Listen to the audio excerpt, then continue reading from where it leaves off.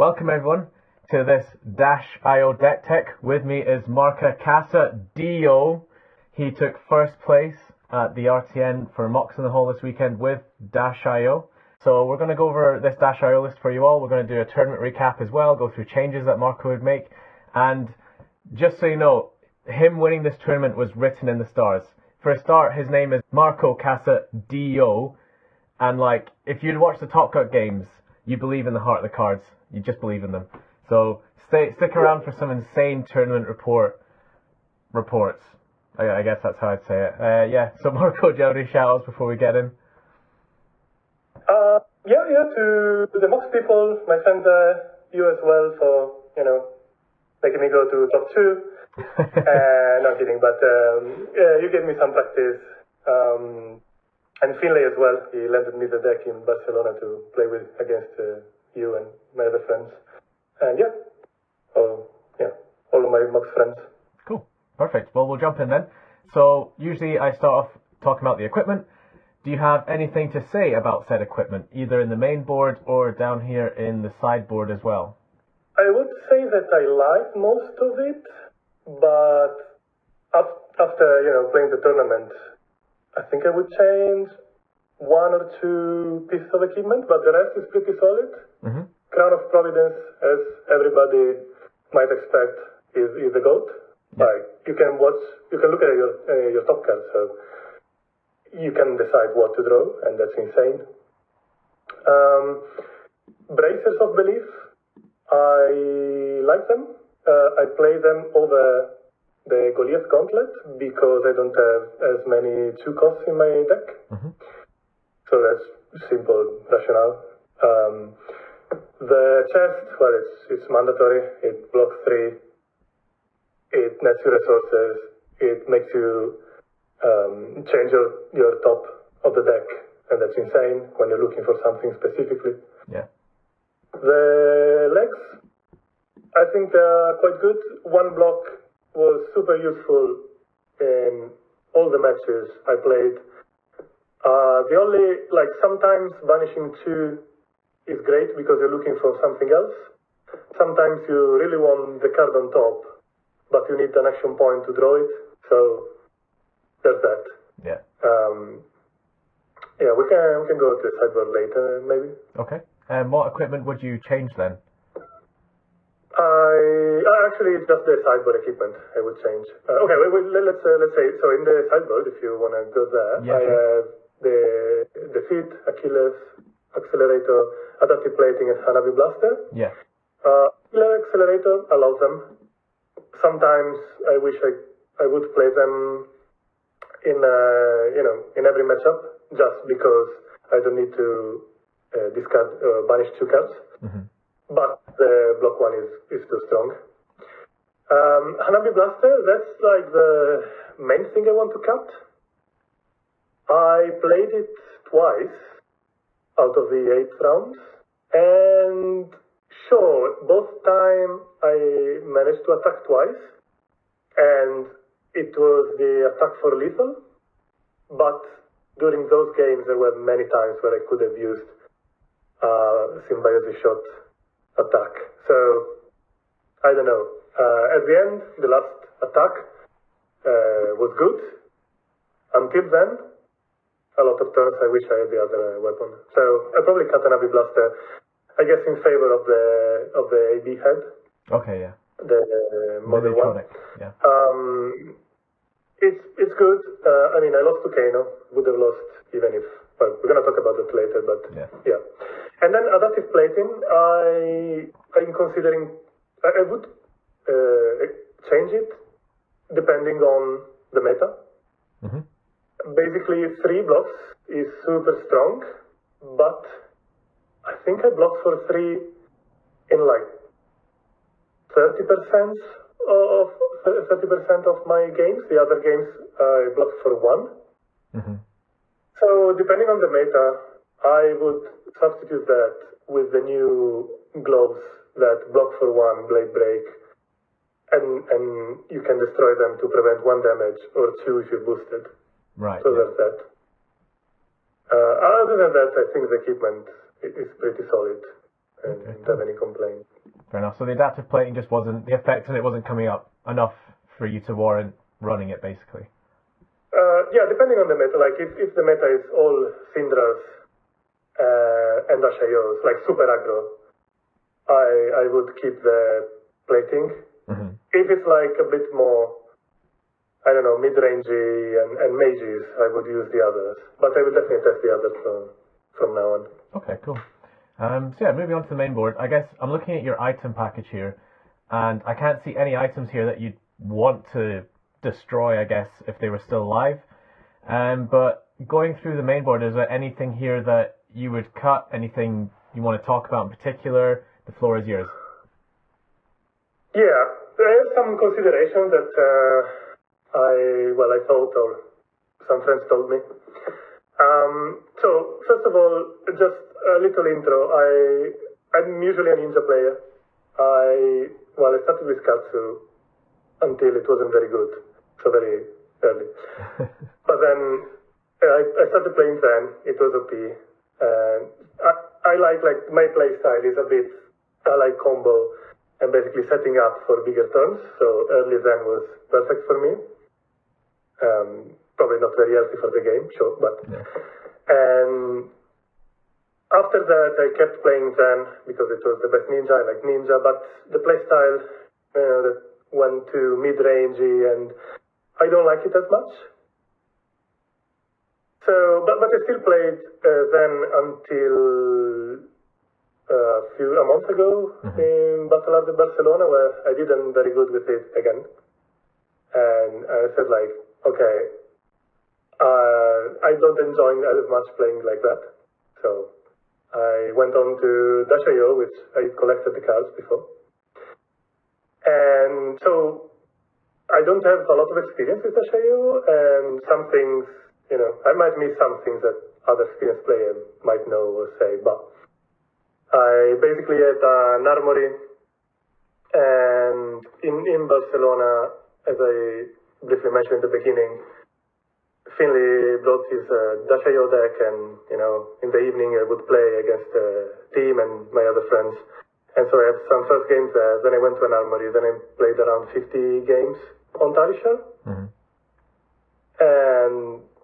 And so that's like my experience. So that's why some cards might be like, some cards are also up to preference. But my resources to study the deck were mainly the Purple Discord and the videos from, I don't know if I can say that, but from Anarchy and Tero, the two main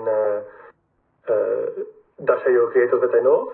And this list is basically, the starting point was from one of the Anarchy Please video 1 or 2 months ago. And then I swapped a few cards. But I also heard, I also noticed that most lists are converging, and it's just like a few cards that are about preference. So basically, I've seen two main Dash.io decks, and they're still very similar, but one is like mine, that is less, it has less 2-cost attacks, and one has more 2-cost attacks, aka it plays 3 twin drives, 3 max Vs, and a combination of, a 3 of, any combination of heist and throttle. Yeah. Usually, so 9 2-cost attacks. My deck has 6 2-cost attacks. And that's also why I go down. I have 12 yellows and 15 blues, while most of the others like 18 blues and either 9 or 12 yellows. But that's how I like to play it, and I was pretty happy with it. Most of the decks I see have the same ratio of items to boost or other cards. Basically, a fourth of the deck is items. Indeed, I have like 15 items, and then 42 boost cards and Spark of Genius. Also, another thing that I've seen is some people playing only 6 0-cost boost, and I'm playing 9. mainly those lists that play more 2-cost attacks. And this was, a friend in Mox, the tournament, told me, I wish I had a 9 0-cost boost because of the red backup protocol. Mm-hmm. As well, like a couple of times where he didn't have Fast and Furious or 0 to 60 in the graveyard, and he wish he had like at least Rocket. Yeah. So that's, I didn't think about that, but that's a very good point. And after thinking about it, I really like 9 0-cost attacks. So I'm counting. All right, yeah, 9 0-cost red attacks, yeah, and you got the yellow and the blue 0 to 60s as well, just to. Exactly. So about the 0 to 60 yellow, I was in the beginning playing Expedite, but I didn't really like the card because it never hits. Mm-hmm. And even if it would hit, most of the times I'd rather play my item before that and crank it. Especially if most of the times like a boom grenade, right? I have 6 of those. Yeah. So I didn't like it. I'd rather a yellow card that attacks for the same, and I was very happy with it. Like I would still have 0 to 60 over Expedite any day. However, this 0 to 60 for me is a flex spot, and to be fair, I probably had rather had yellow T-bone in that instead of 0 to 60. Right. Okay. Yellow. Yeah. That's a change I will do in the future. Okay. Yeah, 100%. Other than that, in the main board, I'm happy with every single card. Mm-hmm. Given the pool that we have now, I wouldn't change anything for my playstyle. Of course, the best card of them all is Spark of Genius. It's just insane. It's stupid. It's a stupid card. Yeah, well, yeah, it's a very smart card. Yeah. Insane. And I love all the items that I have there. Well, of course, Cerebellum Processor is very, very good when you can cheat an action point. Boom Grenade is great for pushing damage and exploding people, and it's kind of the face of the deck, I guess. Yeah. But also, I've been loving more and more the backup protocol red. I would never go back to 2. Because at the beginning I was testing with 2. It's so good. You can turn a blue into a red. Of course, it can give you a 0 cost, a 1 cost, or a 2 cost if you need it. It's very flexible. One game, only one in all the games I played, in the last month. But it was very pivotal and very much contributed to the win. I could get a max V from the backup protocol, Mm-hmm. and I could play that turn. So that's an highlight of that. And the other item is just Teclocore, and Teclocore is so good. I just wish it crank, of course, because I would love every time to cheat an action point in. But I think Teclocore is just too good to not play, even if it doesn't have crank. And I also had a very cool, well, I mean, for me at least it was very cool because I never done it before, but people with more experience might have done it multiple times. In my finals, when on his turn, I had an insane 4 red hand, but like with, I think I had 2 Zipper It red, 1 0 to 60 red, and 1 backup protocol red, and Max in the arsenal. So maybe I had 2 0 to 60s in my hand instead of 2 Zipper It. Anyway, and Teclocore on top, so I couldn't pay for my turn. But at the end of his turn, I basically just pitched my backup protocol to Teclocore. Mm-hmm. And so I started my turn with 2 resources. And I could play my Zipper 8, my 2 0 to 60, and my Max V. And I don't know, I was very happy about that, of course. So that's a cool play I discovered in the final that might be obvious to other people, though. Handy timing, eh? Handy timing to discover that play just in the finals. Perfect time. And the funny thing, on my turn, when I did, when I play my maxi and stuff, my opponent, that was a Dash.io, did the same play, just played a tech local on the top of my turn. So, very cool. Okay.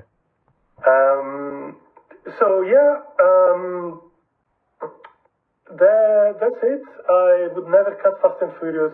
I would never cut 0 to 60, Viper it, Reds.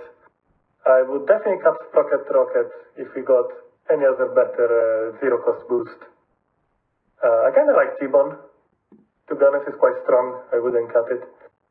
Oh, we have 12 zero cost boost, not 9. We have also T-Bone. Oh, yeah. That's true. Always forget about that guy.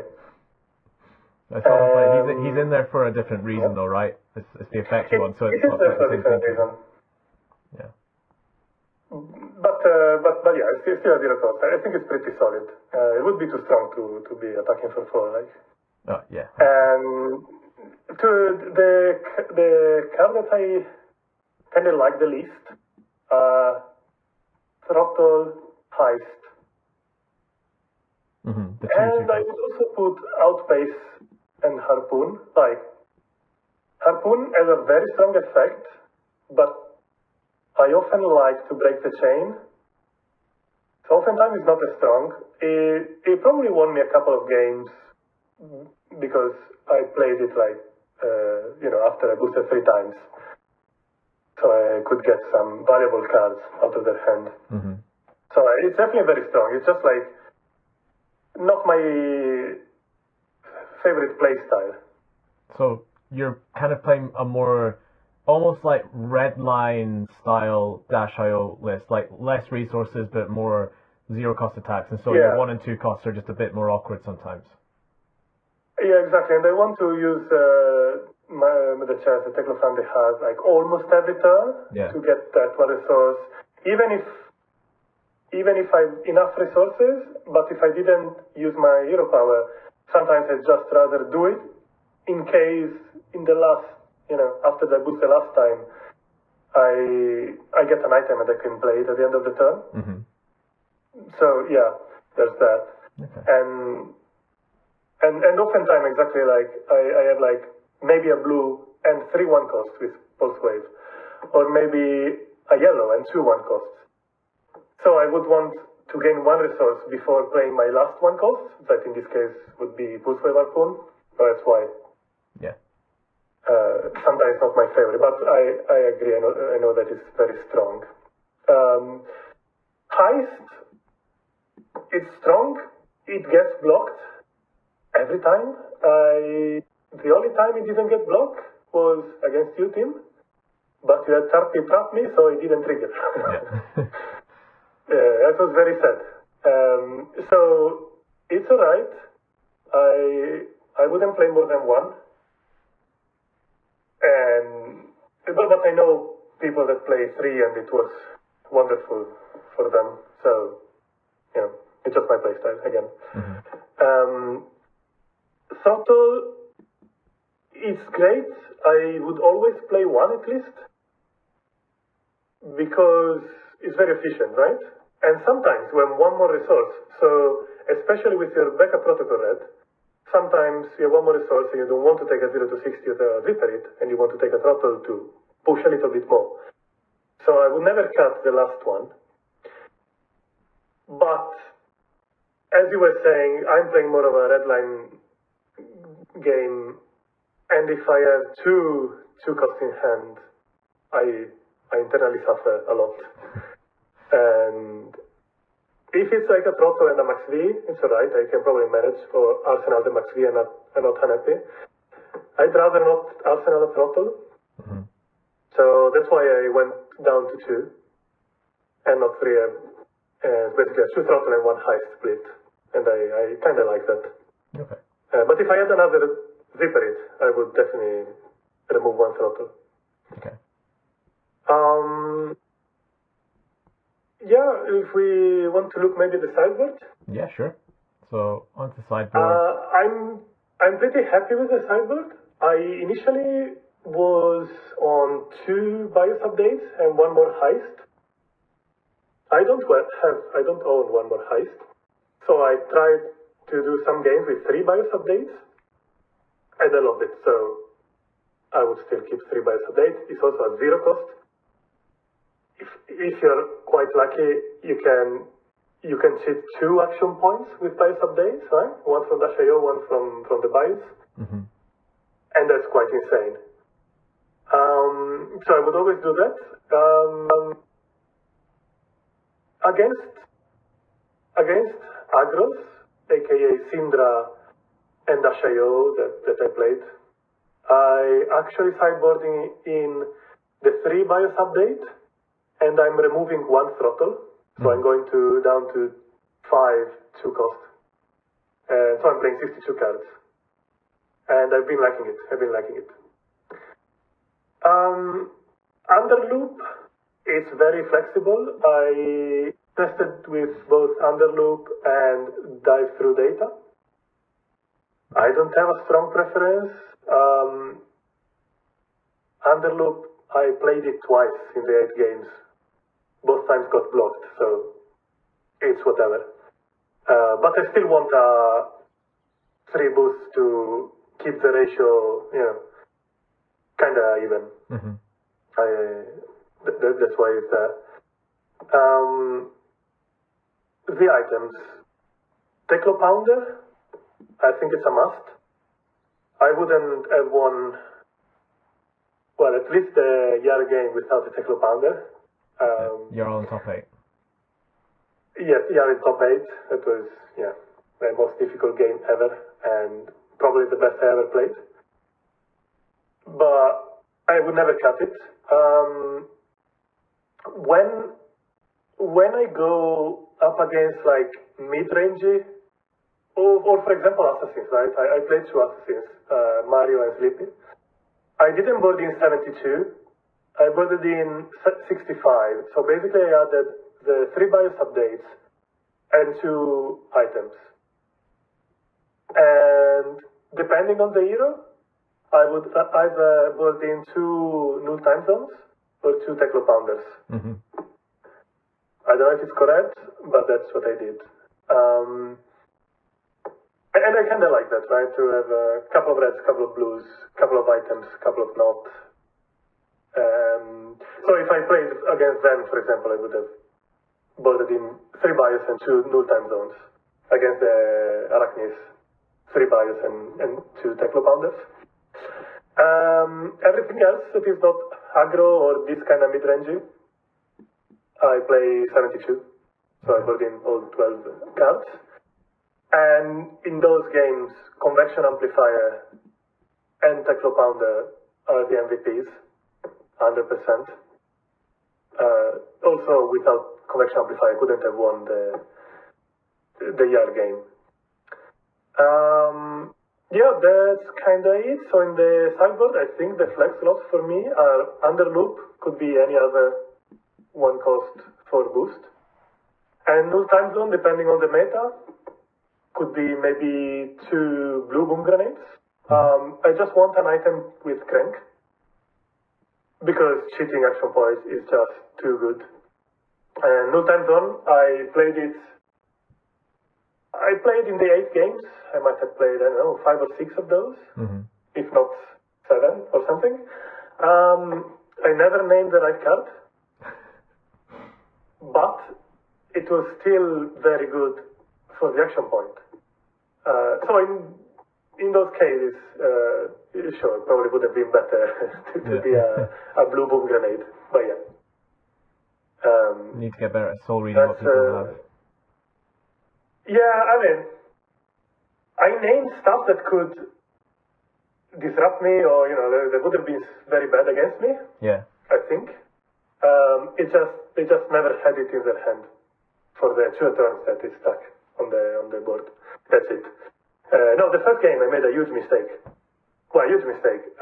It's definitely an objective mistake. I named Leave No Witnesses against Slippy. I should have named Codex. I just forgot about it. And he had Codex, of course. He blocked with everything except 1 card.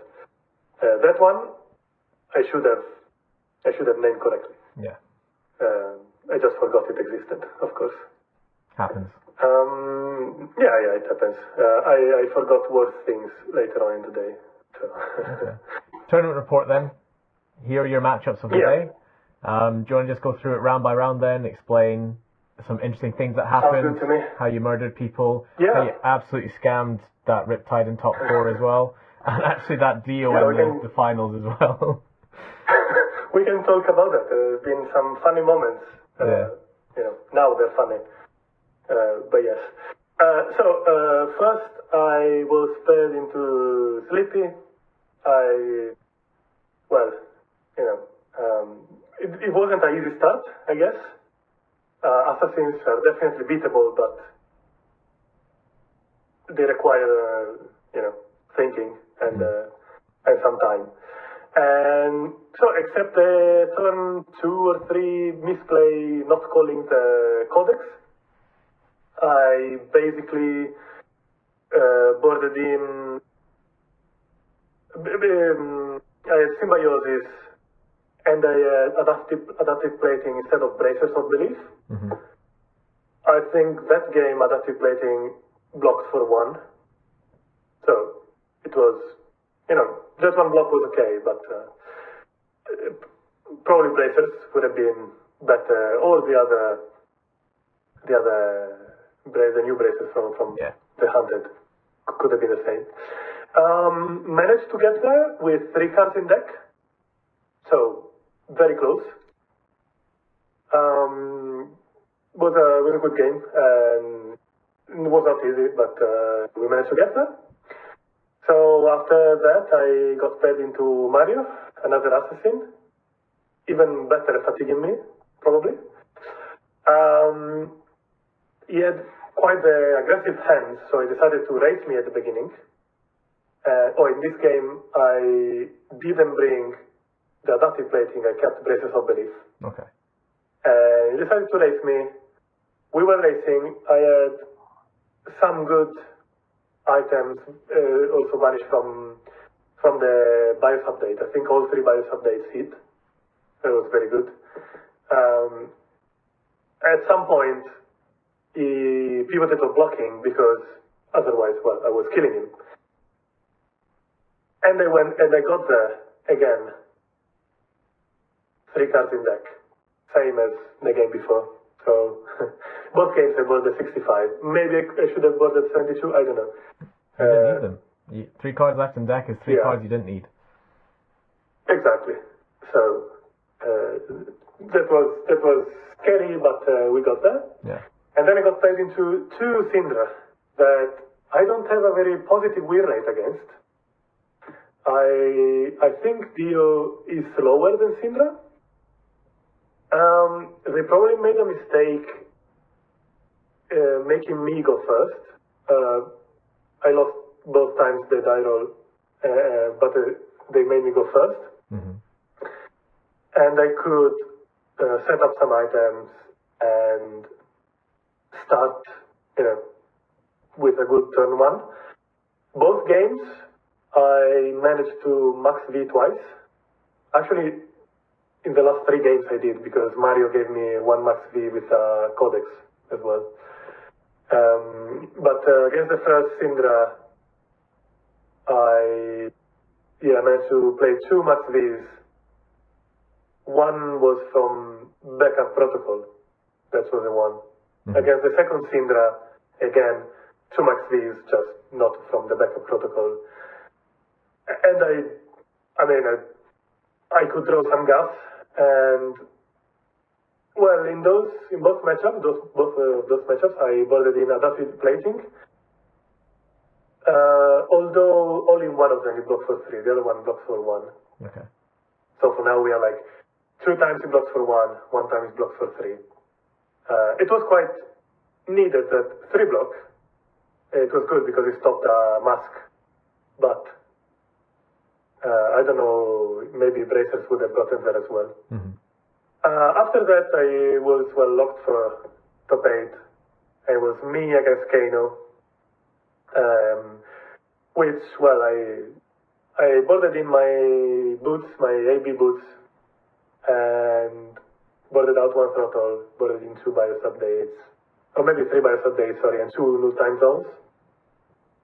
And turn 2, I boost an attack, I play a spark, and they don't know if I have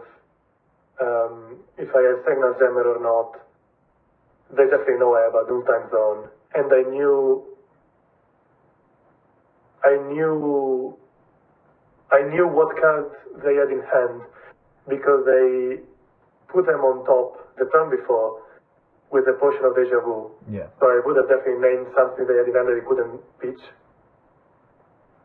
And so in response to Sparkle Genius, they decided to go for it. And well, I had 2 red cards in hand. Would have lost even if I had AB3 with 2 blues. And I got exploded. So that's it. Couldn't do much.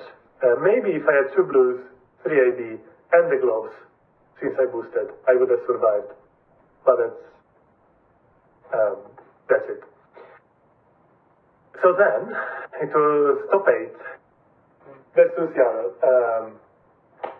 As you might expect, it was the last hero I wanted to face. And I, sent some shit to my friend George that beat me on Kano for making me pair into Jarl. But anyway, I had to play it. So I decide to start. I'm seed 2. I decide to start. Not the greatest start, but I can probably just play an item and pass. And then his turn 1. He plays Scramble to Eternity, putting a counter on my chest piece. Good start. The Techno Foundry are putting a minus counter on that one, and the next turn, the attack they play gets dominated, that card. Mm-hmm. Mangle. Mangle. No. The Mangle is the one that, when it hits, if it does 4 or more damage, destroys when I keep it with a -1. Right, okay. It's an aura that basically you play it. I think know. it's called Scramble to Eternity. Yeah.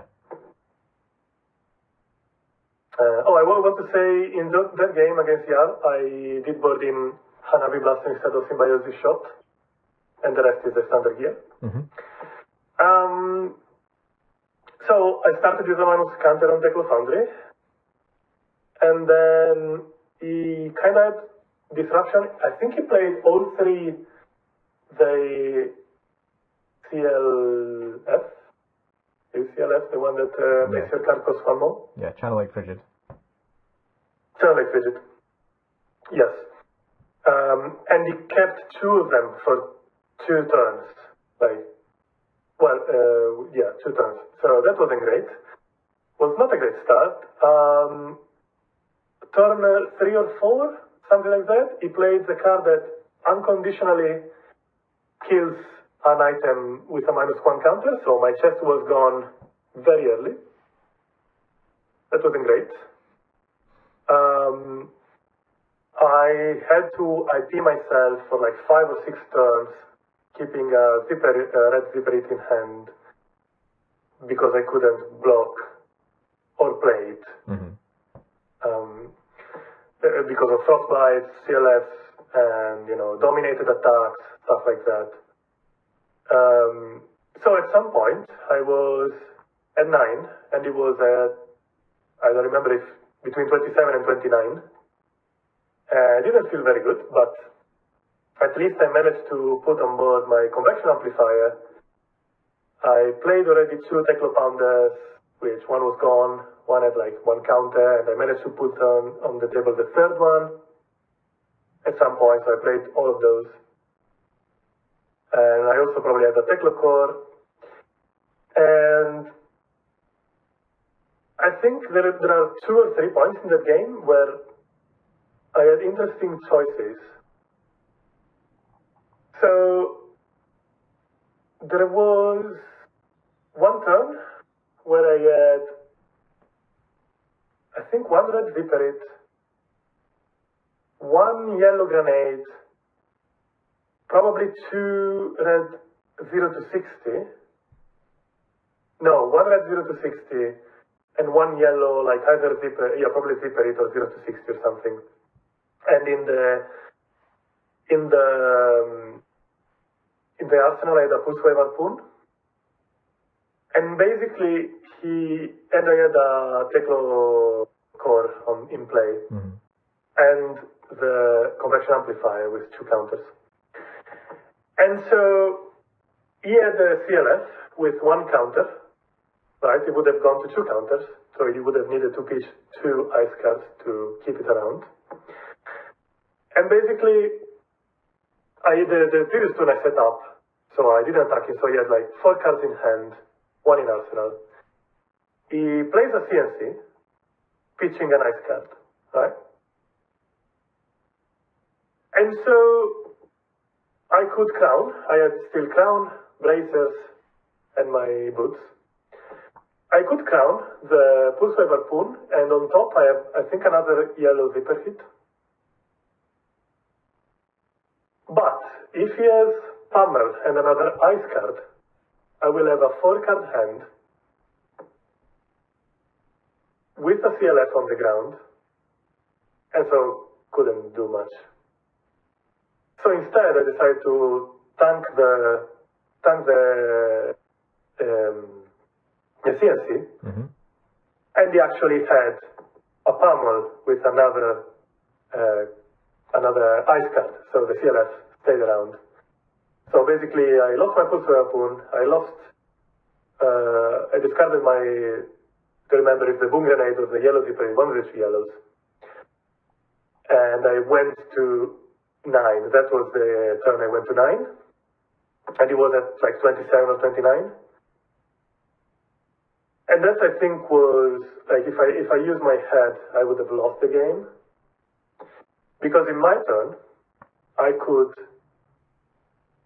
with the resources from Teclo Core and pitching the yellow, I also had a Teclo Pounder left with at least 2 counters. And so I broke my bracers. I had a red on top. Oh wait, I had a red on top, so not a yellow. Yeah, I had a red on top. And then I dominated, and I attacked for a 9-power zipper hit dominated. And that pushed a bit of damage. I think, yeah, maybe it was like a 20 size, around 20. And also, at least at that point in the game, he only had tunic left. He blocked with every other equipment. He only had his tunic left. And so I managed to gain, to close the gap a little bit. It was still like 9 to 20. But then the next turn, I don't remember exactly what he did. He probably tried to disrupt me without doing much damage, like some ice cards, stuff like that, maybe like giving me free frostbite, stuff like that. And so I basically had 2 boom grenades, 1 yellow, 1 red in hand. And then I don't remember which other card, and 0 to 60 in the arsenal from the previous turn. So basically what I could do was, I still had 1 counter in the Teclo Pounder, 1 counter in the convection amplifier. So I played 1 boom grenade, played another from the top, and I had to go for a dominated 6 attack, 0 to 60. Thankfully, he didn't have a D-React in the arsenal. So it took like quite a bit of damage there. It went below 10. And that got me back in the game. And then the last play where I think it was really, really good. After that turn, he came with TNC again. I would have 7.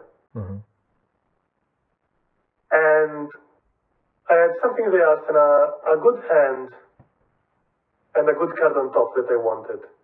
No, a bad card on top that I didn't want. It was, well, not a bad card per se, it was a Cerebellum.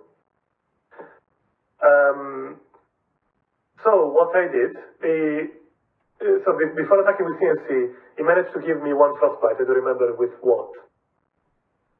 Oh yes, he played the other channel thingy that says at the start of the turn everybody takes damage equal to the number of frostbites they control. Yes. So he gave me one frostbite with that. It must have go again, right? Because then he came with CNC after. I hope so. And so what I did was I played the Cerebellum, instant speed, pitching, I don't know, a yellow probably. No, definitely, yeah, a yellow, because it costed 2 for the frostbite. And then I crowned my arsenal away and drew the card after that. That was something I needed, probably a boost attack. So with that play, so if he had pummel, I would have lost, but if he had pummel, I'd lost anyway, even if I blocked. So yeah. that was like, if he had pummel, I'd lost. He didn't have pummel, so I went to 3. I had a 5-card hand, no, 4 because I pitched something, 4-card hand with a Cerebellum in play and high chance of drawing, of having a boom grenade on the top, because most of my boom grenades got pitched in the beginning from his crown of something ice. Mm-hmm. And so that play made me have like a very good hand, attacked him a bunch, and I think put my first counter, I attacked at some point once with Hanabi Blaster, so I had 0 counters. That turn I could put another counter on it, and the turn after, the second counter, and attack for lethal. I have no clue how I won that. I was so behind, but the cool thing about Dash.io, I think, or at least what I really like about it, is that you can really swing the game, even if you're losing, and often at the beginning you're losing, but you can set up very powerful turns.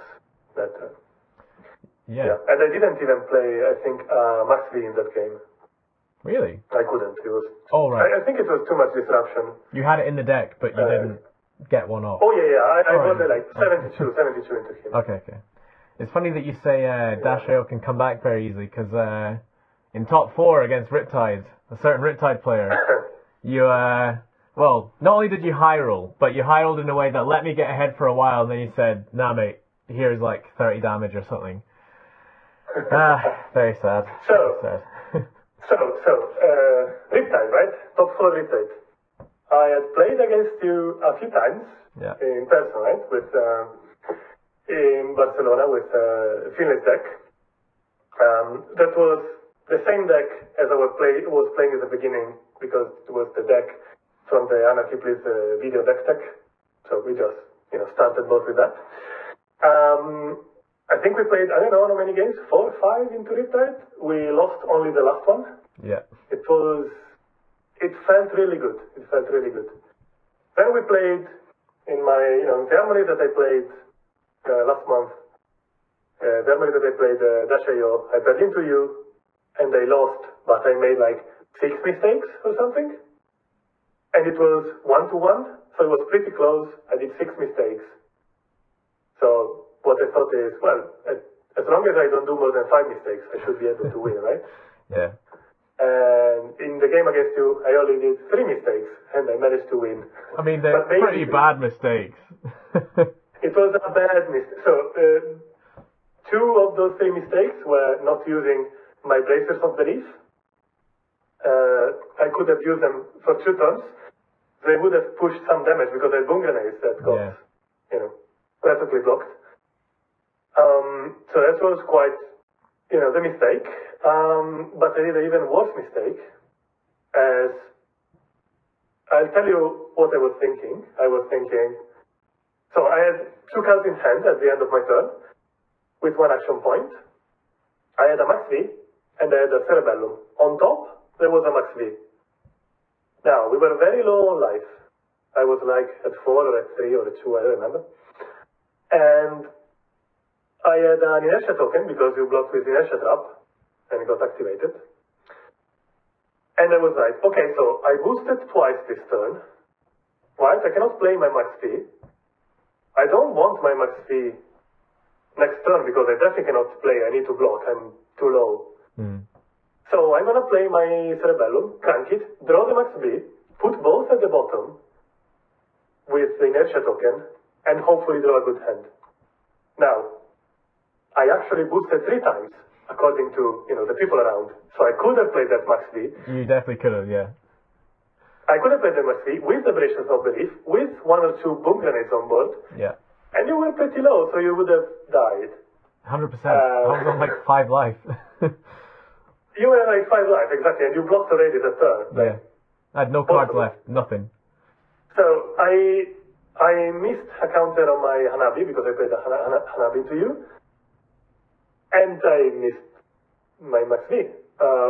So I just, I mean, the Jarl matchup that lasted an hour and 15 minutes took all my brain power, and I just forgot about the first boost because, of course, I broke the chain. Yeah, but you for the chess. You had the heart of the cards that But day. I had the heart of the cards. Yeah. I managed to attack you for the last time a couple of turns later with my Hanabi Blaster for lethal. Thankfully, and I was at 1. If you had one more trap, well, I would have lost. Yeah. But you won. Congratulations. So happy for you. Thank you. And then final, it's a mirror, Dio versus Dio. I had higher seed, so I choose to go first. I can put a Cerebellum on turn 1. Turn 0, and pass. And then it doesn't have the greatest of turn. I think it just sends maybe 9 at me. A 0 for 3 and a Viper it red, something like that. Yeah. And at the end of this turn, I have a 4 red hand, as I mentioned at the beginning. I play my Teclocore from the top, pitching my backup protocol, and then in my turn, with that, and with the Teclo Foundry card, I can go red Viper it, red 0 to 60, I think another red Viper it, and max V. I was quite ahead, but at some point, he clawed back because I boosted all my Spark of Geniuses, and at some point he managed to play 1 Spark of Genius, and that card is so insane. Yeah. So we were like, going back and forth was better. And then at some point he attacked with 3 cards or something. I blocked with 3 cards. He's at 1. And I have a very good hand. So I block with 3 cards. And then I send back a 0 to 60 and a Symbiosis Shot attack. So I get 3 cards from him. And he has a Teclocore on board. And basically 1 card in hand. And so if I draw, I don't know, at least 2 attacks or something, I win. But I draw BIOS update, a blue T-Bone, and 2 items. So I can only go for 4 damage plus weapon. And I get 3 cards from him. Oh, no, sorry, the turn before is when he played the Teclocore, of course. Yeah. So he didn't even attack me, that's why I could keep 4 cards. And so then he could keep like 3 cards, but he had a Teclocore. And so he could, again, it was like back and forth. And then basically we arrived at a certain point where I had like 8 cards in the deck. He has 2 and 1 in hand because he had to block 3 with 3 cards. And one of the 2 cards in the deck is a yellow boom grenade. He has the Teclocore, the last counter. And 1, I think it's Hout Base in hand. So he plays the Hout Base. And I just need to block with 3 cards. 2 cards. Because if you flip the boom grenade, well, I lose. I'm at 2 life. 2 cards dead. 1 card Symbiosis Shot. I mean, to be honest, if he has the boom grenade on top, he gets 1 action point, so I have to block with all my 4 cards because he can do a double Symbiosis Shot. But then he would have only 1 card in hand, and there's still like 8 cards in my deck. Yeah. So it's almost a guaranteed win, right? Well, my brain decides that boom grenade wouldn't kill me, so I block with 1 card, and they take 1 damage. I still remember, because you counted the boom grenades in grave the turn before, and so everyone in the room knew that he had 8 boom grenades in his grave, so he had 1 left in deck, or like, we all knew he had 1 left. He had 5, in the grave. I mean, I kind of know he's playing 3 red and 3 yellows, right? Everybody was doing that. Yeah, and I remember... There's 1 yellow left in the deck. Yeah, and you just go, okay, I'll block 3, because it's not going to trigger, and everyone in the room just goes like silent, and just like, you can just feel the tension, like, what the fuck is he doing? And like, Alfie, who you're playing against in the final, just like looks at you, looks at the top card of his deck, and like, he says, okay, take 1, and everyone's like, like, Marco, what the fuck have you done? And you got away with it as well. It was the bottom card. I got away with it. It was the second card, the boom grenade. Yeah. And basically I keep 2 cards in hand, because then I block the Symbiosis Shot with another card. And I know, yes, 2 cards, 1 is an item. I can attack twice, and then with a weapon. Yeah. That's it. That's, I almost threw 2 games. You tried your best. Yeah. I was mentally fatigued by the fucking year. But it's not an excuse. Yeah. It's, as they say, well, not as they say, you know what Dio means in Italian, right? No. What does it mean? Oh, it means God. So I guess God was on my side. Yeah, he clearly was. That's a very poignant way to end the tournament report as well. Yes. I think I got rewarded for the Jarl game, for sure. That was a crazy game. Like you played well enough. I think that was the best game of my life. Yeah, that made up for the next 2 games enough for you to justify winning the tournament, which you did, and you then got a nice gold foil as well. I'll put the video of you opening it in at the end here, just so that people can see and get the thrill and enjoyment that you experienced when you opened it. Yeah, when I opened it, I didn't recognize what the card was. Everybody was like, "Whoa!" And I was like, I got close to it, like, "What is this?" You're that gone by that point. You can see it in the video. But yeah. Oh well. So Marco, thank you so much for your time. Congratulations again on winning the RTN and qualifying for Nats as well. I look forward to practicing draft with you for that. Do you have anything you want to say before we close this video out? Well, thank you for having me. It was quite fun, and it was nice to put my thoughts, to lay them out, and hopefully maybe it will help someone else. Thank you very much for your time, Marco, and everyone else. Thanks for watching. Hope you got something good out of it. Take care. No, I didn't see it. It was so sad. Oh, let's see it. Playing what? Oh, good luck, Marco. Good luck. Deal. That's a deal.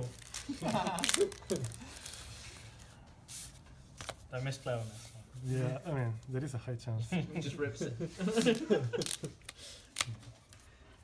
Like this, right? That's the back there.